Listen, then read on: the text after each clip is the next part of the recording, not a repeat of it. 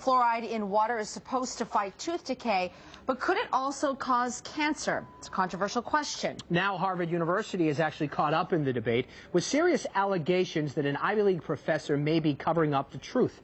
Fox Undercover's Mike Beaudet is investigating the possible link between fluoride and cancer. Questions about the safety of fluoride in drinking water are not new, but now the debate has shifted to Harvard University, where a professor and his doctoral student are at odds over research that could show a link between fluoride in drinking water and bone cancer in boys. The professor doesn't think there's a connection, but his opinion is under scrutiny since he's also a paid consultant for the toothpaste industry. Dr. Chester Douglas, a Harvard University big shot. He's chairman of the Department of Oral Health Policy and Epidemiology at Harvard School of Dental Medicine. And he's at the center of a fluoride debate, the question of whether fluoride in drinking water can cause cancer, specifically osteosarcoma in boys. Hi, Dr. Douglas. Mike Beaudet with Fox 25. We wanted to talk to you about the fluoride controversy. I just was talking to the lawyers about the freedom of information, so we're going to give all our studies to them. Dr. Douglas spoke publicly about the controversy for the first time to Fox Undercover. Is there a cover-up here?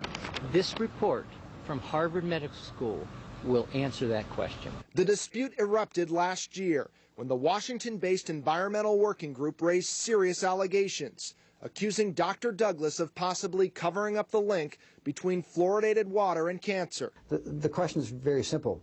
Did he represent the research correctly, or did he not? Ken Cook is Environmental Working Group's president. He points to a thesis done by one of Dr. Douglas's own students. Dr. Elise Bassin found, for males less than 20 years old, fluoride level in drinking water during growth is associated with an increased risk of osteosarcoma. But according to Cook, Dr. Douglas dismissed any link when he presented this final report to the National Institutes of Environmental Health Sciences. Dr. Bassin's study found some very compelling evidence that there's a risk of bone cancer from fluoridation in water. And the presentation of her research suggested the opposite, that there was no evidence. The Environmental Working Group has raised concerns about Dr. Douglas's close ties to toothpaste giant Colgate, pointing to his job as editor-in-chief of the Colgate Oral Care Report. Fox Undercover has learned Dr. Douglas has also worked as a consultant for Colgate for the last 10 years. The company has paid him tens of thousands of dollars. Do you suspect that Dr. Douglas is trying to protect the toothpaste industry? Obviously, if he's got a financial interest working, at least in part, for a company that is making fluoridated toothpaste, one would be concerned, one would be aware of that potential conflict of interest. Dr. Douglas insists he's done nothing wrong. You've got to admit, working for Colgate, it smells a little fishy. Yeah, I don't think so. I looked at the 200 articles that we've written for them. Only about 11 or 12 of them were on fluoride. You wouldn't cover up something because you have a financial interest in Colgate? No. There was never a chance to cover up anything. This report will speak directly to the issue of whether there's any evidence of trying to cover something up. That report is from Harvard Medical School, which is investigating the controversy.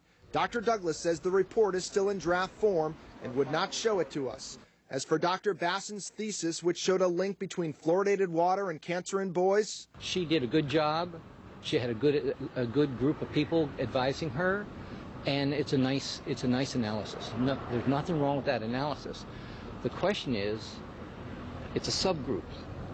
Is it true when you look at the whole study? That's the question. Not for the Environmental Working Group, which says the subgroup of young men should be looked at closely, since they're more likely to develop this type of cancer.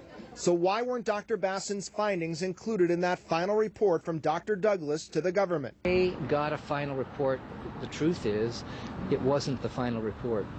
If you want to get your facts correct, that wasn't the real final report. It was a draft. Do you think there is a link between fluoride and bone cancer?